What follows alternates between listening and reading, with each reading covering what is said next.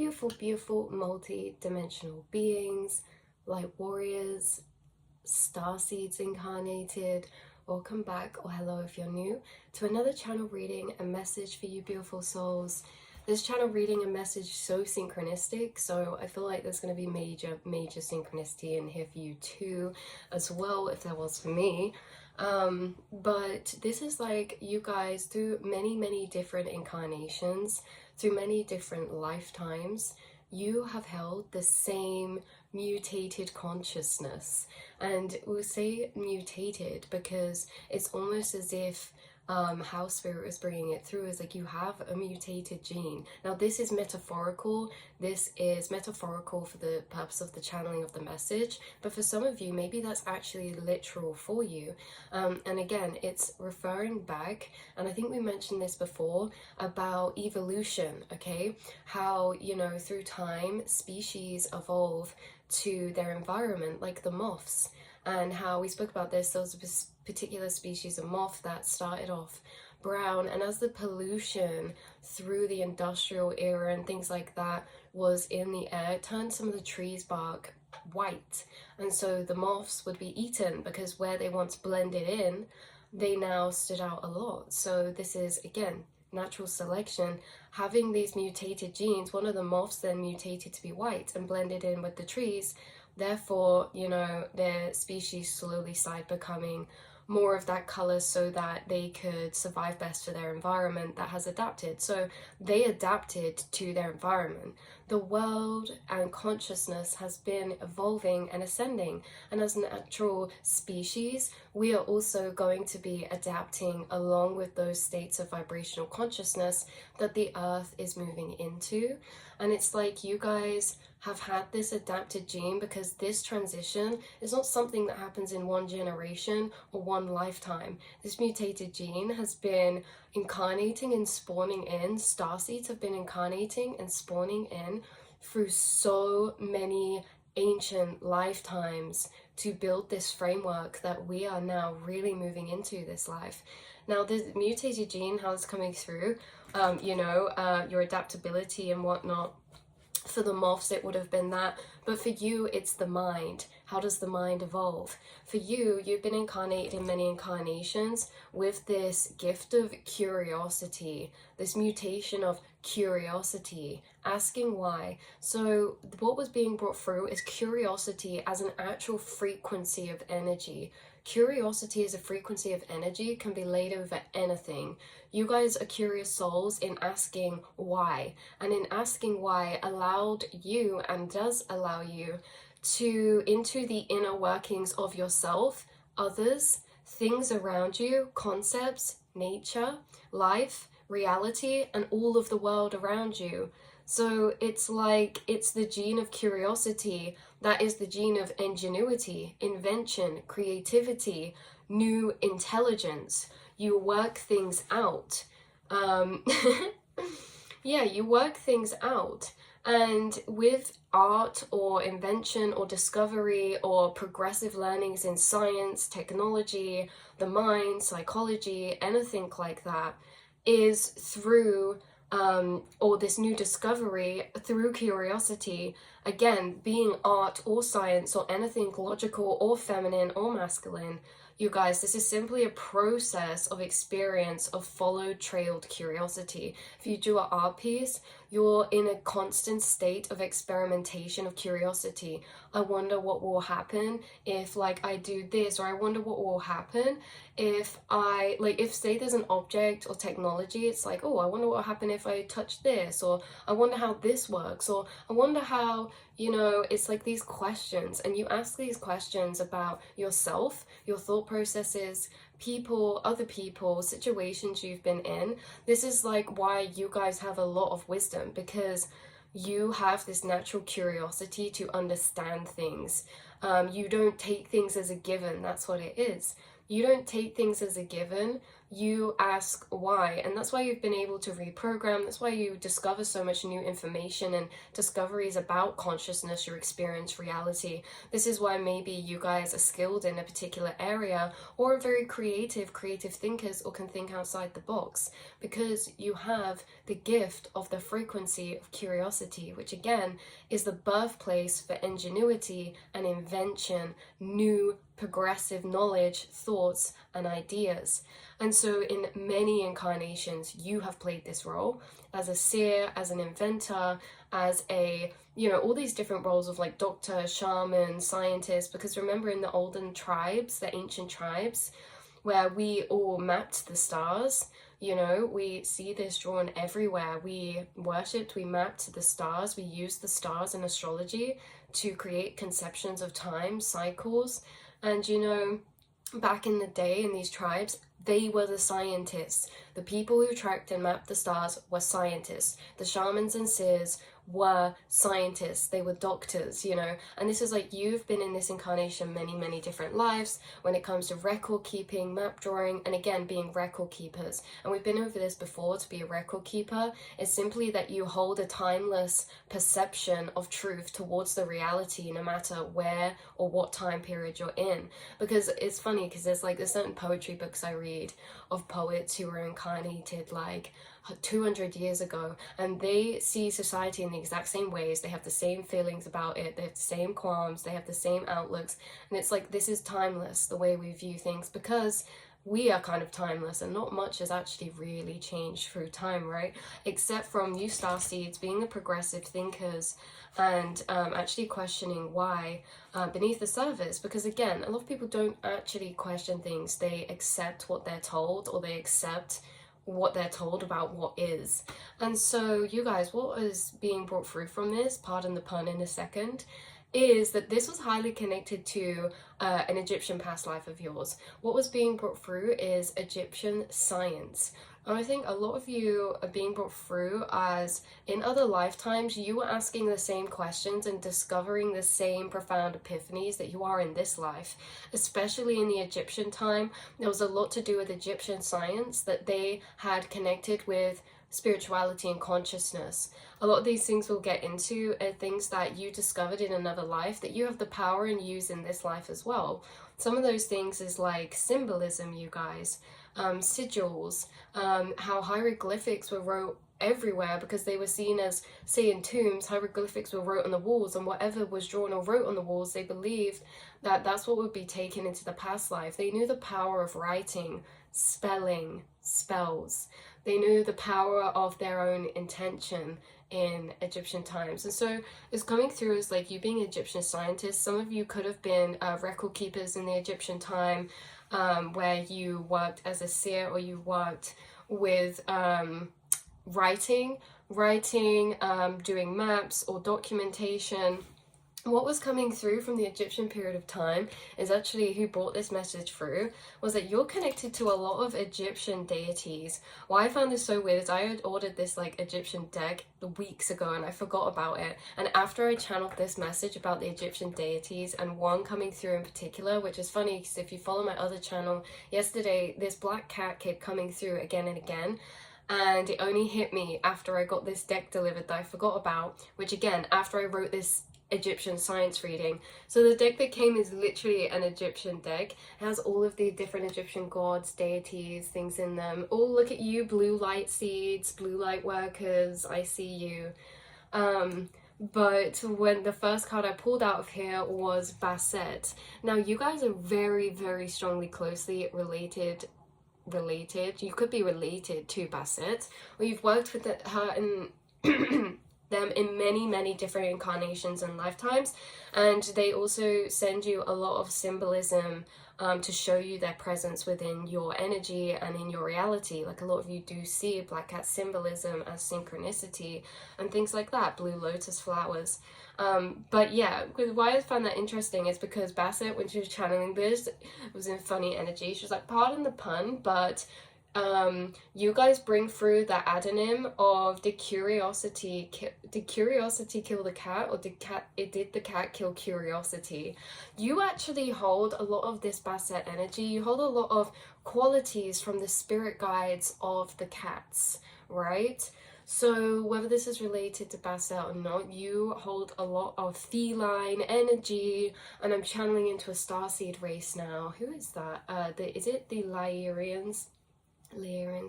Anyway, there's like this feline species being channeled through, and now Basset's saying as well to detach from the whole Egyptian deity and see her as an eternal being through time, how she's connected to a particular starseed race, the feline starseed race.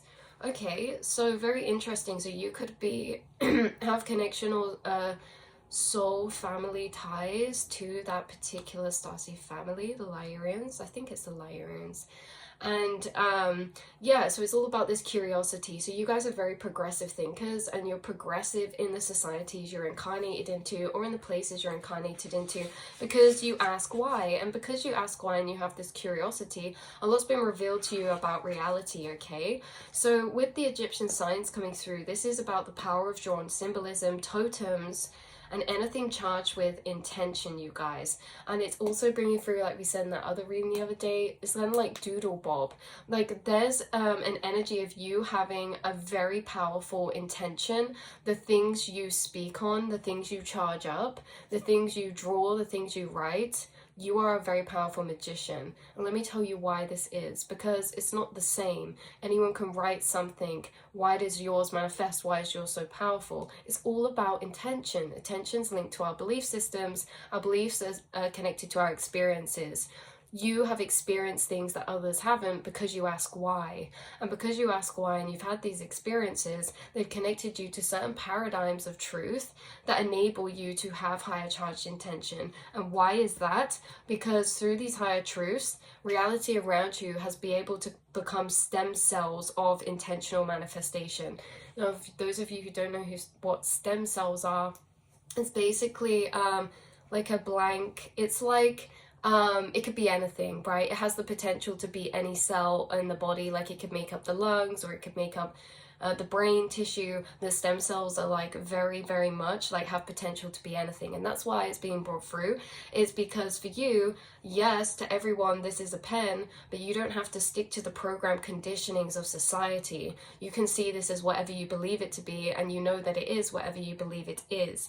Because why this really comes from is because, you know, at a surface level, when we look at things like placebo, you know, you are aware of placebo, an experience that proves our mind creates and feels sensations of what it believes. Belief is known as intention, like we say, and you have unlocked this ability through these lucid paradigms of truth, because like we say with placebo, this is just, again, understanding that mind has power to create reality. Understanding, like things like with placebo, if I take a tablet and I say, oh, this is you know, going to do this, then it's going to do what I believe it's going to do, you know what I mean? And it's like all down to this higher truths that, again, anything in your reality is created energetically, and your intention is almost like a cloak you can put on anything. So there's something about totems, there's something about symbolism, symbols, sigils, or writing and words, that you guys should know that you have a very powerful gift, that when you write things and when you put or say something is something, it's very, very charged up because of the truths and understandings you're connected to that allow that to be so powerful, right? Because if I didn't have those truths, or if you guys weren't connected to those paradigms, then everything is condemned to be what the world says it is when it was made. And this reminds me of a comment on the channel once when they said, yeah, this is why kids are so imaginative, and so they could see a bucket as like for making sandcastles, or they could see a bucket as like a secret cave for trolls, or they could see a bucket as like a hat. You know, it can really be anything. It's not defined by the labels. And I feel like you guys are at a state of consciousness of this. It's almost like, you know, you are very open, and this really powers your intention. Again, we didn't go fully into it, but those beliefs, anything correlated to that, like the placebo thing was an example of area of belief that can help reprogram to have this more powerful intention. But you guys, it's like, you know the power of this. You also discovered this in the Egyptian period or in a particular past life, and you would use sigils, symbolism, or words and writings or totems in various variable ways, and you maybe do that in this life. So when we talk about totems, we're talking about charms, we're talking about like jewelries, bracelets, necklaces. They can either, someone could have a totem of an ankh, someone could have a totem of an Egyptian symbolism, or they could have a blue lotus. This could be a piece of jewelry, or this could be a tattoo, this could be an object. But whatever this is highly charged, okay, with your intention, because it's charged with the frequency of the deep remembrance and love connection to yourself and your past lives and like your past life connections. I also think that with this Egyptian science, there's a lot more that didn't get channeled through, particularly in the areas of science like electricity, crystals, and this also links to the Atlantean times. So I'm channeling someone who you discover very similar things in an Atlantean incarnation to an Egyptian incarnation. And you guys, these things you discover, you carry and re-remember in every life. Like, you've already re-remembered this in this life. It's like, it just goes to show you literally remember this every life. The power of symbolism, the power of totems, the power of your intention to charge into anything. So you guys, what this is really telling me is that maybe you're going to come across a powerful totem or symbolism. Now these totems, these can also be animals, animal spirit guides. I'm picturing someone having a teddy that's a totem, either like a polar bear or a fox, or yeah, like an animal teddy maybe for some of you, but this can also be in any way different shapes or forms. These totems as well are tools in your reality that connect you to higher powers, deities, and spirit guides to you guys. Some totems will be guided into your path from spirit guides who are already on your team, and some totems will be sought out by you whilst in a phase of connection to certain guides. Basset is someone who's worked with you for lifetime to lifetime. There are other guides in this deck, or other starseed beings in this deck that we're going to pull on. And because I did get the message that some of you, there's something about guides or deities connecting with you that you haven't met yet, or that you've worked with for a while but they've not been introduced to yet. Or maybe you were introduced to in the past and now they're coming back round. So again, with the whole sigils and everything like this is like something very powerful for you guys. I'm splitting the deck to this blue avian, blue light being, blue starseed, blue ray starseed being coming through, who you seem to be very closely connected with, and bringing through again Aquarius energy and water energy, and quite possibly tadpoles, dolphins, and aquatic beings.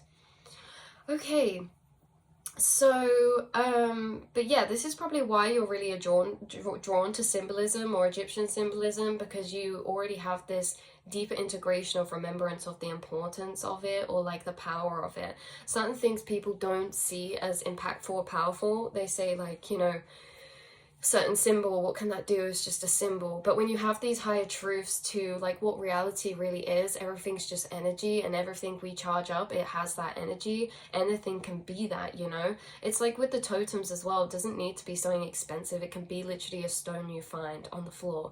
Your intention has the power to charge something to be very powerful. And now what that really means when we say that is, it means that it does what you say it does. So say you charge a crystal up to protect your auric energy, it will do that very powerfully. Say you write an affirmation to bring more peace into your mental realm, that happens very quickly. Or you get guided to synchronicities or messages or affirmations, knowledge or information that help you do that. Say you write that you're going to manifest something, it always manifests. It doesn't matter if it takes 5 years. If you think, oh, it's not coming anymore, it always ends up manifesting. You guys, this is something you've learned through your journey. You are very powerful magicians and scientists because of what you have discovered through yourself. It's one thing to teach someone, to tell people about these, but when you experience these teachings firsthand, you integrate them through the yin, through feeling, which means that this is what gives you the power of intention, because it's not just logically understanding or someone telling you, oh, this can work if you do this. It's the feeling of knowing why that actually is true, why that works, right? And this is what you've gathered through your scientific knowledge through incarnation to incarnation, because it's like these things, like we say about symbolism, totems, charging with intention, these are all backed up by higher understandings of the intricate workings to why that is possible and why that is true and why that's possible for you. So there's something about that. Yeah, maybe you guys use a lot of symbolism this lifetime, or find that very special in some way, shape or form. So that's what we have coming through. I do want to pull you guys some cards to see what other deities wanted to come through to work with you. I also feel like, again, symbolism is just so powerful for you in whatever way you work that. I do feel like there's a particular guide coming through who's linked to cranes or herons, and they keep coming through with different cards. We actually have Apophis coming through, and this is card 34, and it says darkness as the key word. Wow. And that's cool because, again, if you don't know who this deity is, this is because this is a new deity. If you're already familiar with that word and who this could be a deity just confirming who already works with you. But for the majority of you, you're not going to know who this is because there are new deities coming forth to work with you at the minute. Or, you know, not new deities, but maybe past life energies or ones that are ready to introduce themselves. Yeah, this is what I'm saying. Literally, this heron or this crane or this kind of bird symbolism is highly relevant for a particular guide connecting with you. Could be this guide, Konusu. It says hermitage. Interesting. Hermitage. But so, okay, let me read these again. So for you guys, we have Apophis. I know it's flipped around, but that's Apophis. And then we have Konsu, and that is Khonsu, number 20. Judgment card energy. Also, look, all connected to the moon, very solar energies coming through with this guide, very astrological ties to energy, planetary energies, the solar system that they're bringing through. And this other guide connected with saying darkness is very connected to maybe the death and rebirth realms, as above so below, maybe like the boat to the spirit realm. Or maybe this guide is also, like, I'm just channeling, I have no idea who this is, so if you Google it, it's completely wrong, disregard.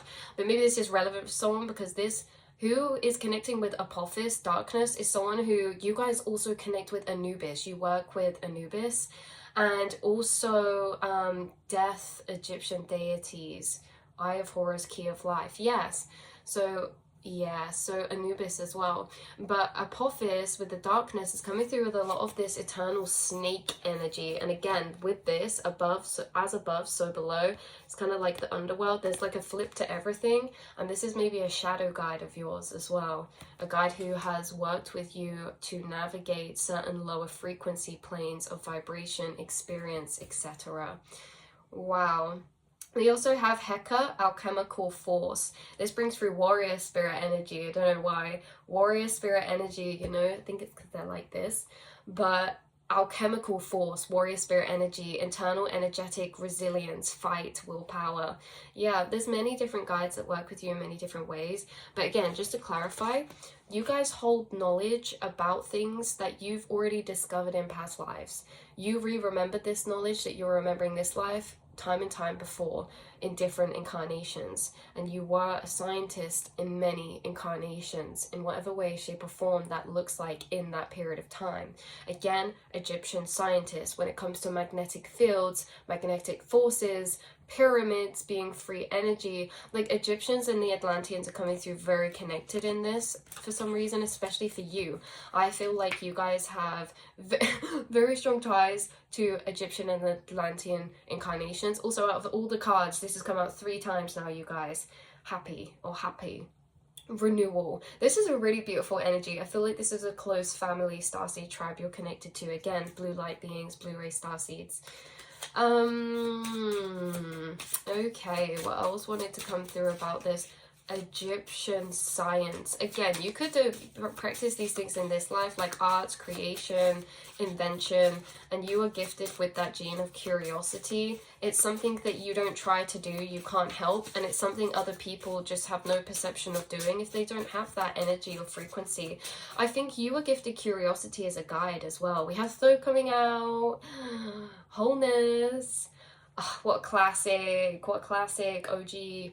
Anyway, yeah, you have this energy of curiosity, and this energy of curiosity is also a spirit guide. Like we say, curiosity is a frequency. When we look at any spirit guides, they are literally just a frequency. And that frequency can be manifested or come through in many different forms. As we say, there's many different deities from around the world who are, some of them are the same frequency, because we just work with frequencies of energy, right? So such thing as like maybe such this physical form, but frequencies can be materialized and manifested, the same frequency in infinite forms, right? So it's like you guys working with these frequencies, Basset could be attached to your spirit guide of curiosity, and this is a spirit guide who's with you in every incarnation that you awaken in, because curiosity is what leads you to new areas in the astral planes, to expand your consciousness, to discover new things, and to break down the reality around you, to get to the deeper core truth of where you are really at, who you really are.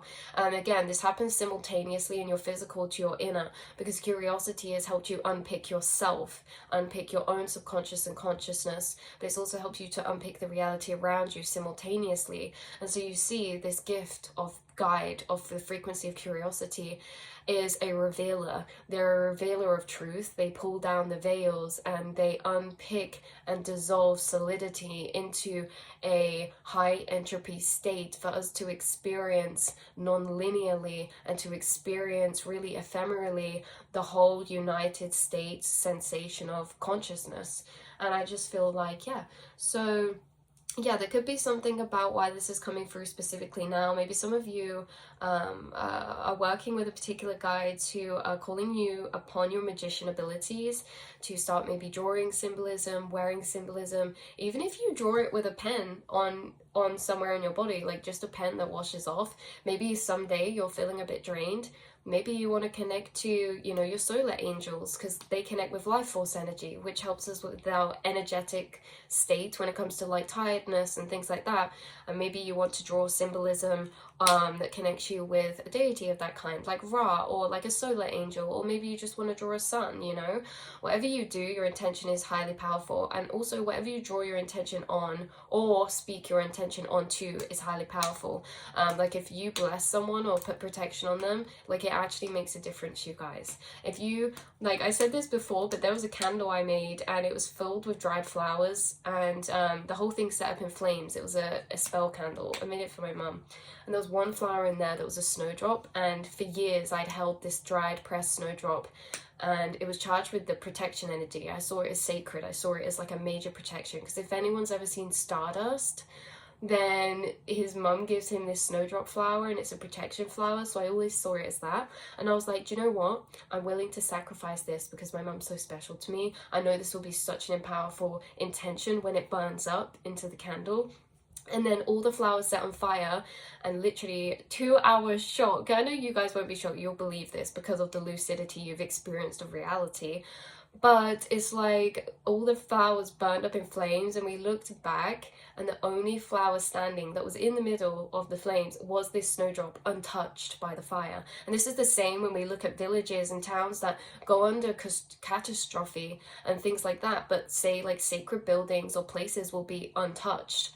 You know, this is sometimes the case because intention is real. Intention of protection is really real. Intention of, or the energies of that are really real. And it's like, you guys, you work with these invisible forces, and these invisible forces are attached to physical things. And you can attach invisible forces of energy to physical things to ground them into the physical, right? And so it's like, yeah, so that's where we'll leave it. So you guys know this. Okay, last card coming through cracked me up. Nut, it says N-U-T, and it says understanding. I just laughed because of the it's like but anyway, blue light being coming through very strong Aquarian energy again. So that's your reading for you, beautiful souls. Take what resonates, leave the rest behind. I love you so much, and please leave whatever knowledge you have down below for anyone else as well, because like we say, you have knowledge from ancient sciences to do with Atlantis and to do with the Egyptian times, to do with crystals, symbolism, energy, magnetic forces, invisible forces, attaching and working with invisible forces in tandem to physical things, and everything like that. So I love you so much. Thank you, Magi's, for tuning in, and I'll see and speak to you all in the next reading. Mwah.